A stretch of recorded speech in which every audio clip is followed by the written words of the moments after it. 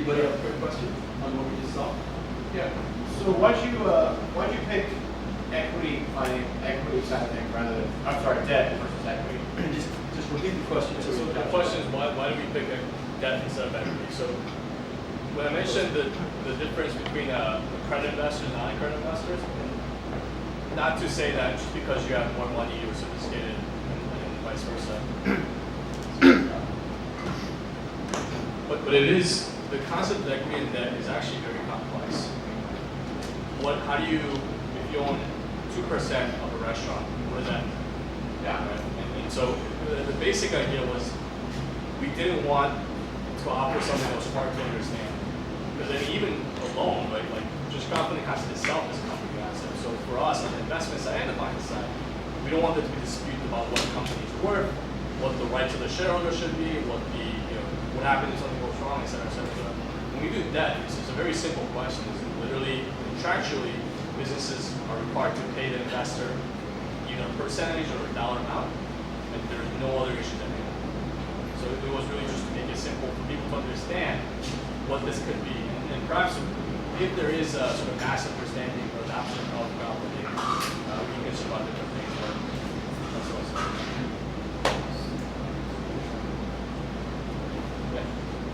From an ideal standpoint, from this, someone that's 2 to 4 years, 3 to 5 years, I know you say startup, but when you say startup, you're looking for expected projections, or you're actually looking for actual financials of, I don't control that for 2 to 4 years. So we do, when we work with a startup business, we require basically, not require, but we would like to see the entrepreneur having done something very similar successfully. So again, not just because we're not making a judgment on whether this is successful or not, but because we're sort of looking out for the investors as well, we at least want there to be some historical experience. So if you have experience, then we'll basically use that as a reference point, kind of see a typical business plan, how much equity is the business owner himself or herself putting in, because it's really, at the end of the day, the way we advise and recommend pricing is basically a math equation of how much money you're generating and how much, whatever the terms that you're offering, can you realistically and very safely pay them. But we're not trying to, again, we're not trying to be Facebook where you're turning a bunch of money. If you're saying you're going to pay 10%, you want to pay 10%. We'll take some more here. We'll take some more questions here towards the end, just a little bit.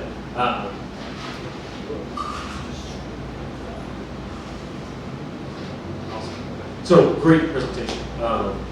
Appreciate all the information. Something you said at the very beginning when it came to starting this 2-3 years ago, right? It was, I just had to do this. Like, it was just, everything else went away. This was it. Why? I think we all are conflicted about, are we doing the right thing in our lives, right? I mean, I've had that battle for a while. Not that I didn't like my time. I learned so much doing what I was doing at a law firm, but I didn't necessarily feel that what I was doing mattered. And I don't, again, I'm not trying to put value judgments on what something's worth or not, but for me personally, like I wanted to do something where I know like this is literally resulting in some other action or some other reaction. But from my perspective, it was also something where, as a practical matter, I'm not just going to leave my job to just start making a hole. So when the jobs that came out, it was something where I felt because of my legal background and legal expertise, I had the opportunity to share. Sure, that might sound loud. I'll just talk really loud. Yeah, or just swap the mic back. So because of my, when we talk about it from a startup perspective, every company, which I completely agree with, you need a competitive advantage, right? You need something that distinguishes you from the competition. So it was a chance where I felt like I could use my knowledge and experience to affect different types of people or different types of clientele that I was perhaps used to working with. And long story short, it felt like if I didn't do this now, when else would have this opportunity? The law literally changed for the first time in history. So if it wasn't me or if it wasn't Nexi, somebody else would do it. there's a lot of people that are doing it. So I think it was that sort of perfect storm of where I was personally, where I was thinking about my life, and the opportunity itself, where I felt like it just, I'm not going to have this opportunity again. And what has first mover advantage brought you? Have you seen that difference? Do you think it matter? There's various, depending on what startup or how you think about your business, I think it matters in different ways. It definitely matters for us in the sense that we were able to prove that what we do works. It might not be elegant, it might not be super efficient, but it works. Especially from our perspective of doing small business debt. Again, if you Google or look at different kind of crowdfunding, I think we're still the only platform that focuses and only do small business debt. Everybody else kind of focuses on startup tech equity crowdfunding because that's the sexy part. And so, like, I don't know I had a conversation with Joe, but 2 years ago when I started, honestly, like, nobody believed me. Like, even, at least I thought I had a pretty good background, and my team had a really good background. And we're willing to just put our own money for our office because that's how we initially started a company. And yet a lot of people just didn't believe it. So in that sense, we are setting the precedent. And that gives us some credibility in the market to say, yes, like, we know this works because this is what we thought about 2 years ago and we developed it. At the same time, and this is more strategic from a start perspective, we talk about first mover advantage, like, that's not the game changer in itself, because what you're really doing is making it easier for the second guy to do it faster than you, right? So in some sense, we set the playbook, and now I'm sure there's other companies that are, and other platforms that are trying to do what we do, but in our sense, like, that's a good thing. I mean, this is such a big industry. Like financing, the small business financing, you look at it as that industry, it's literally $1 trillion industry. So no one company is going to dominate that whole space, and for us, the more people do this, the more people learn about it, it's better for everybody in the industry, not just for the portals, but at the end of the day, for us, right? Because it basically means that for small businesses, they'll have more options, the cost of financing will go lower, theoretically, and for investors, you just have more options to choose from. Yeah, I think that's great. And to that point with the portal, right? You know, you've got different audiences, the two distinct in your marketplace, right? So you've got two distinct areas that you have to go and market yourself to, the investor side and the folks looking for investment. How are you handling that right now? And I'm really anxious to find out what's that next level step for you to get to build this. So, if any of you guys are trying to work on a platform or marketplace, that's literally the hardest question ever. If I knew how hard that was, I might not have started this. Because you have two clienteles. You're in effect building two separate businesses at the same time and hoping it extends them out. The way that we look at it is, right now, you might not trust Nexi because, for all you know, this is some thing that doesn't work. But what people do know, and which is why we also focus on the small business local piece, is the businesses.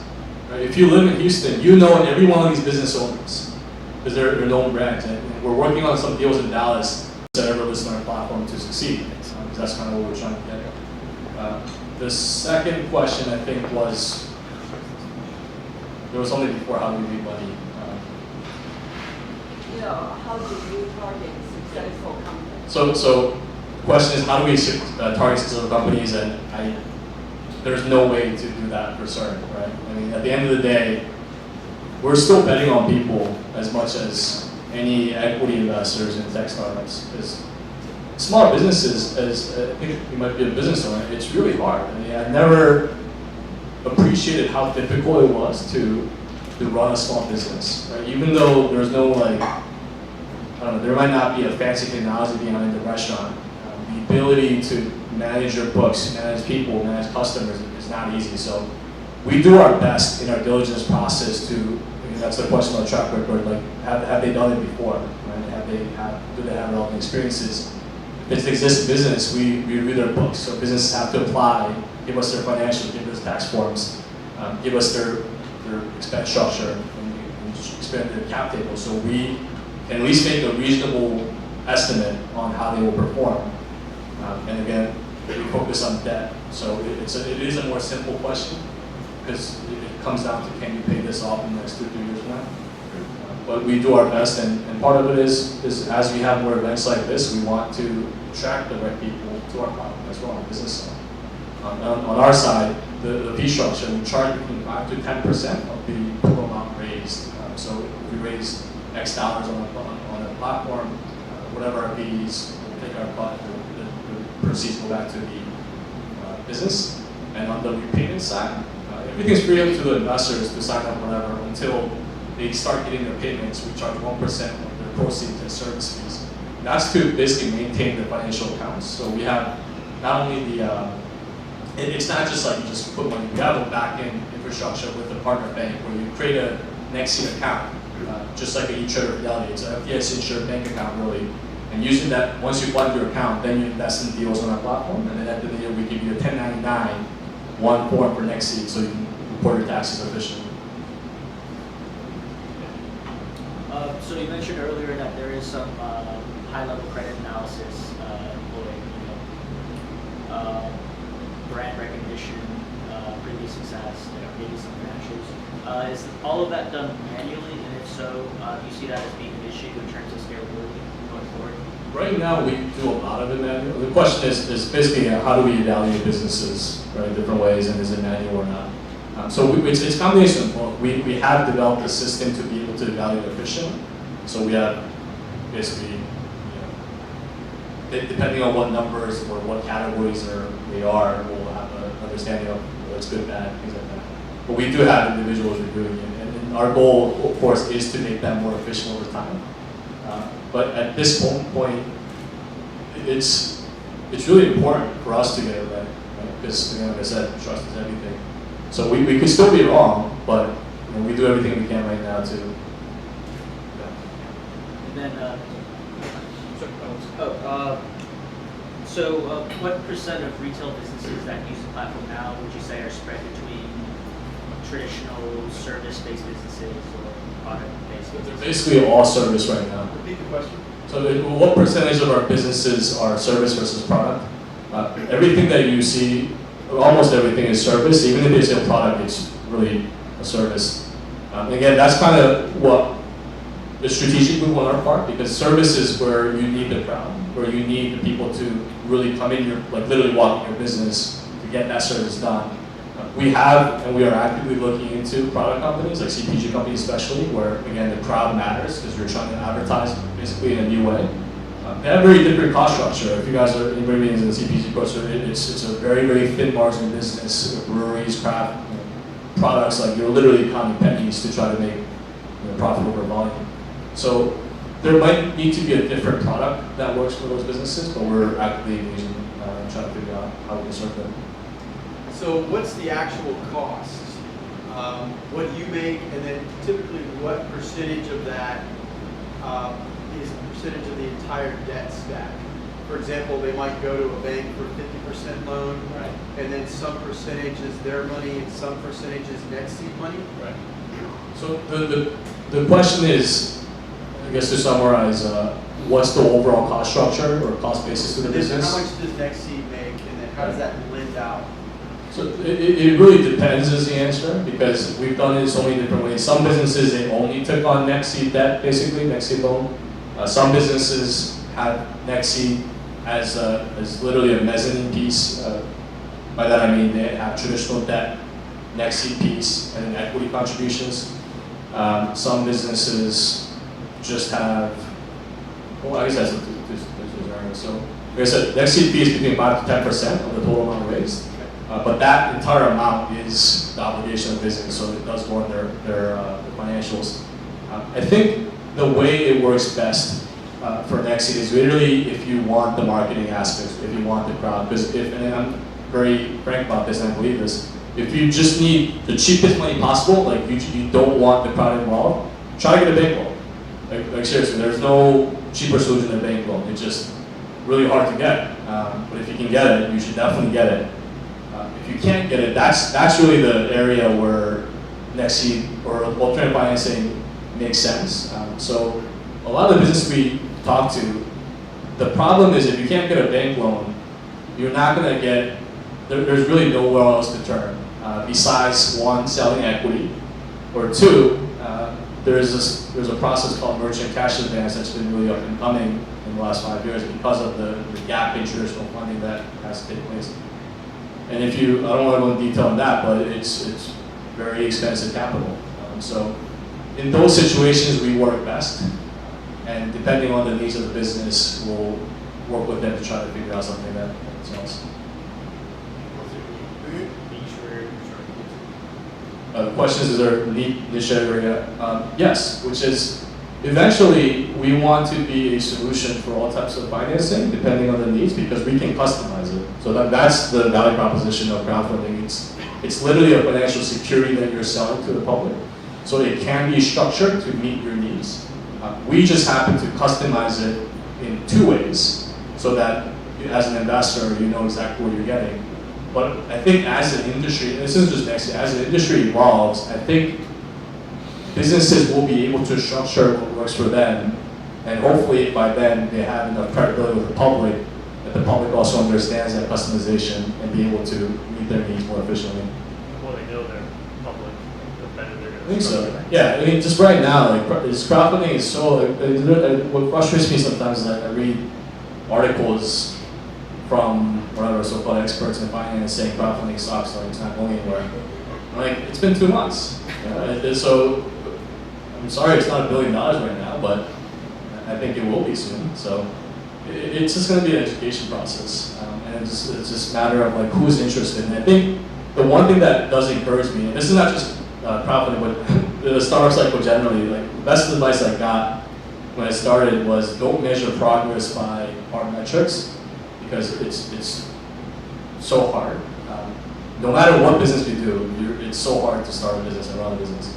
But try to find different ways. I mean, you do have to measure progress, so try to measure in different ways whether you're making progress or being successful. And the way that I've internally tried to measure progress, in addition to obviously metrics now, is who believes me.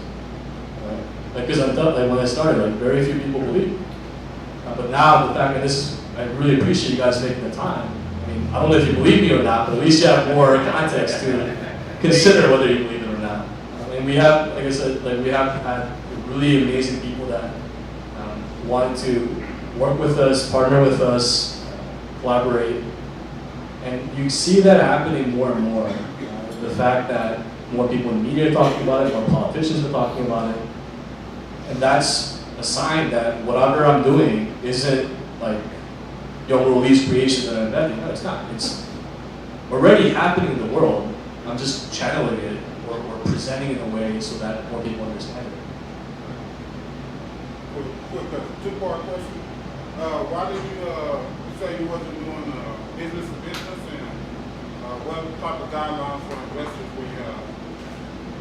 So what's the same question?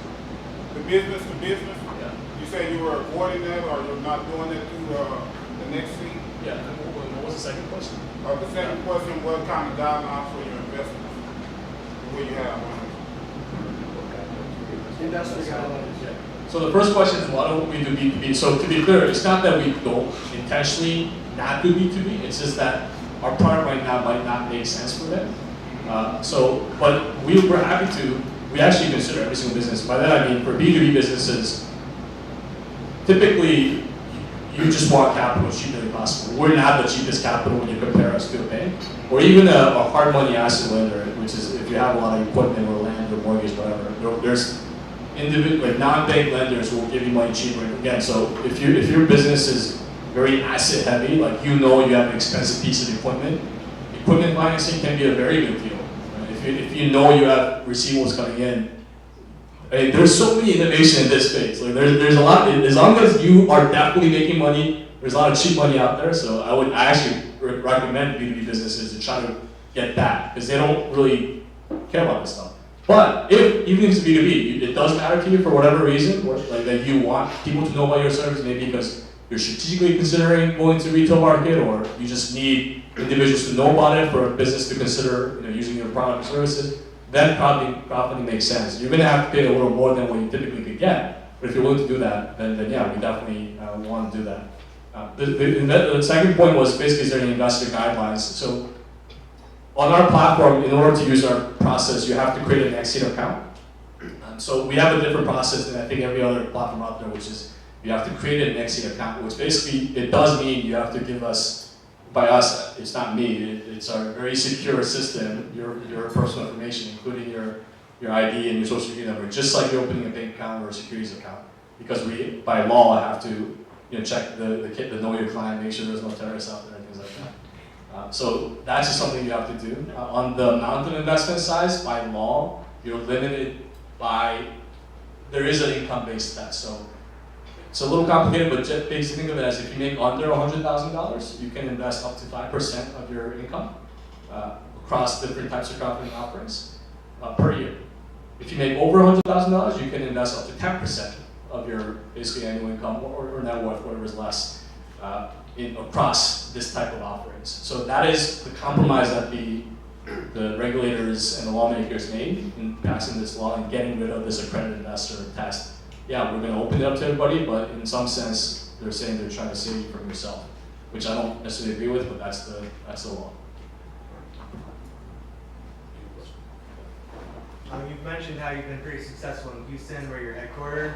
You've also mentioned how you have some deals maybe in the works in Dallas. Can you expand a little bit more on what Nexi means to the Dallas community, and maybe even more hyper local? What could it mean to like the community here in GeniusDen, in Deep Ellum, in South Dallas?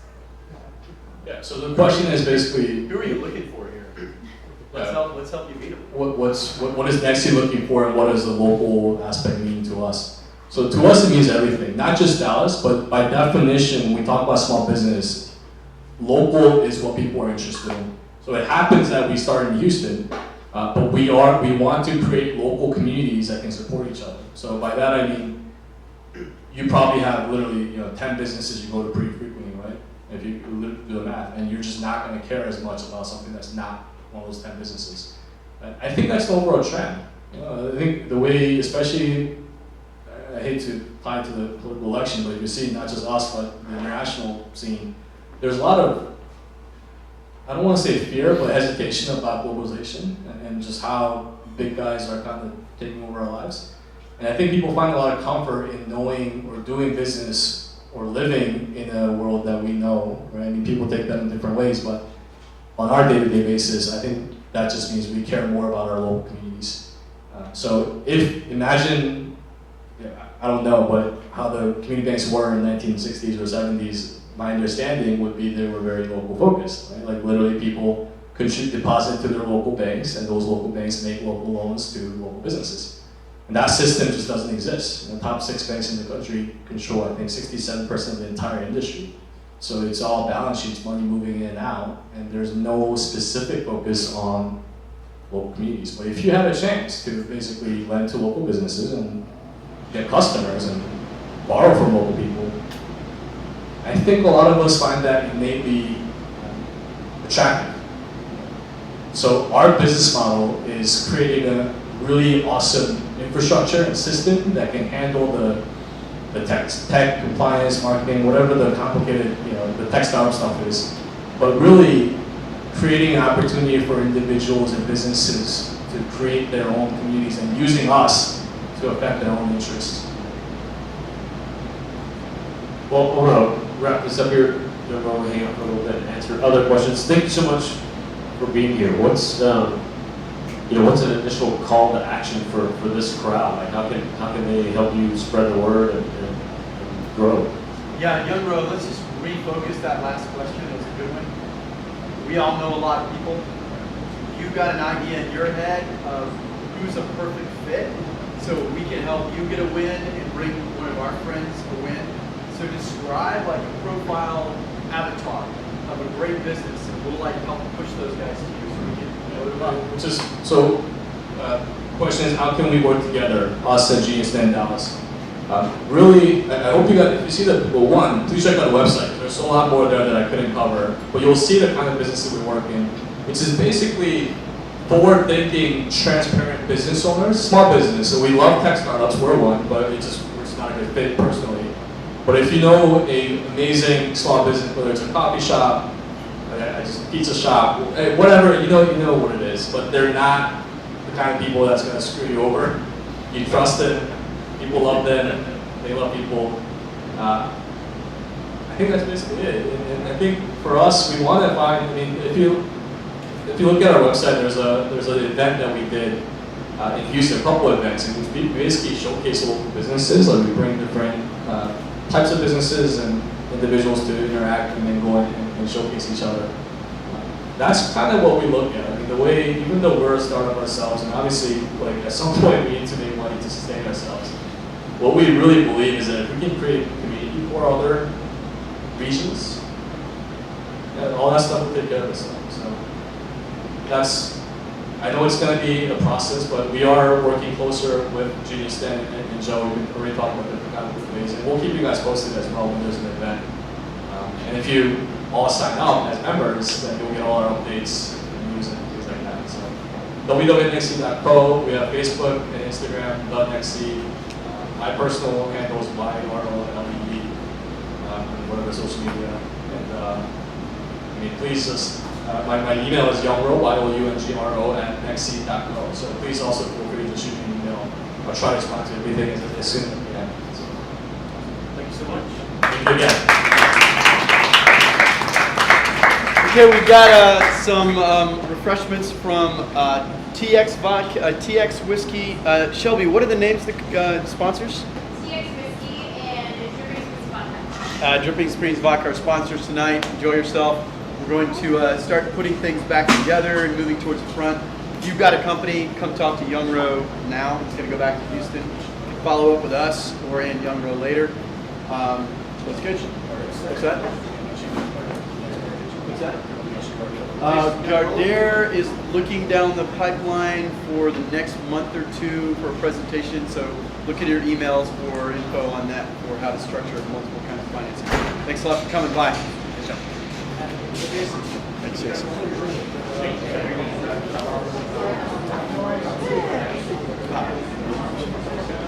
Sorry. Yeah. Sorry.